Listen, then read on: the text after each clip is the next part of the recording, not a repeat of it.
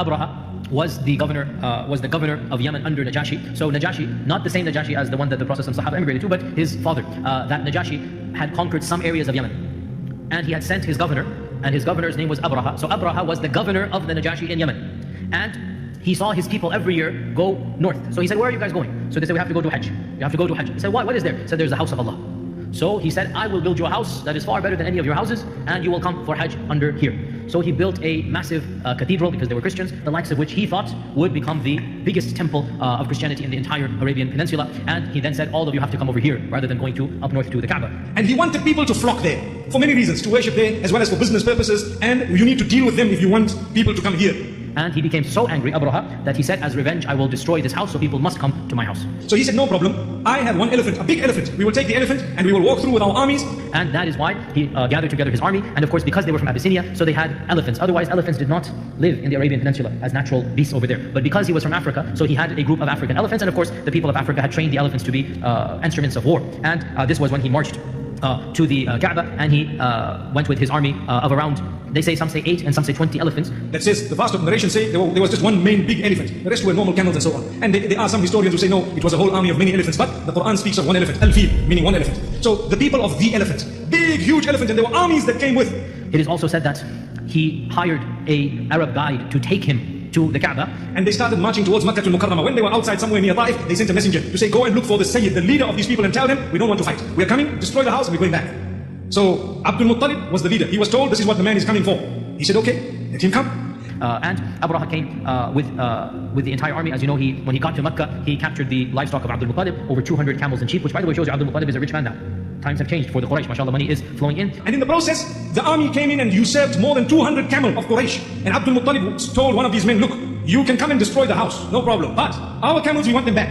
So the man took him to Abrahah. And Abdul Muttalib was one such person. Very handsome, very strong, very tall. He looked like a leader. So much so it is said when he entered into the tent that Abrahah was in awe of this man. So tall and handsome. He actually stood up from his chair. Then he said to he said to Abdul Muttalib, "I have no problem with you. You just get out of the city and I'll destroy your house. And I have no problem with you guys. There's nothing personal. I just want to destroy your house of worship. It's nothing against you." And that's when Abdul Muttalib said, "I didn't come to you to talk about the house. I didn't come to talk about the Kaaba. I came to you to talk about my camels." And this is when Abrahah lost all respect for Abdul Muttalib. And he said, "I have come to destroy your holy house, and you're coming to talk to me about your camels." Abrahah thought Abdul Muttalib was going to argue about his house, and so he's honoring it. Then when he said, "I want my camels," he said, "I lost all respect for you." That's when Abdul Muttalib gives the one-liner punch, the upper right cut, and he says that it's not my business. The house has a Lord who will protect it, and the camels have a Lord, and it's my job to protect the camels. Right? So because of this one-liner, Abrahah gave the camels back, and that was when the Quraysh left the city after making lots of dua. Abdul Muttalib is pleading in front of the Kaaba, "Oh Allah, we cannot fight this army. They're too strong for us. They have these elephants. They have these 1,000 men. Whatever. You take care of it." And they then left to the mountains. And these people started proceeding towards the Kaaba. The elephant refused to go further. It stopped.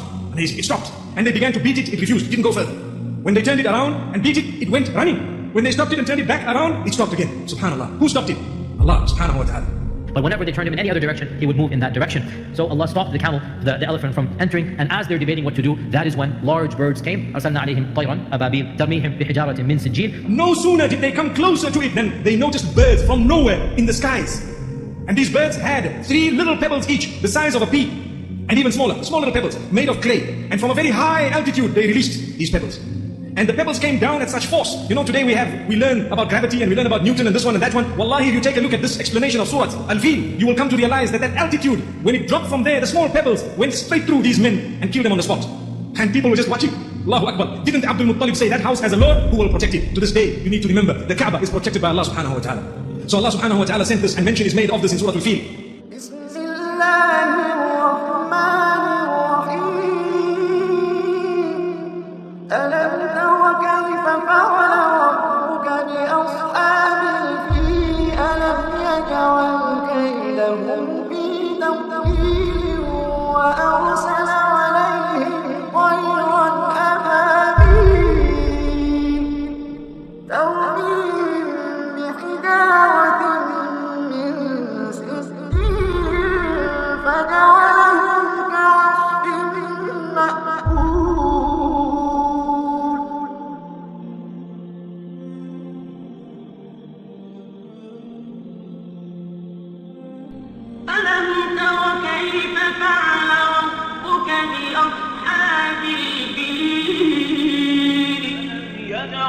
كيدهم في تضليل وأرسل عليهم طيرا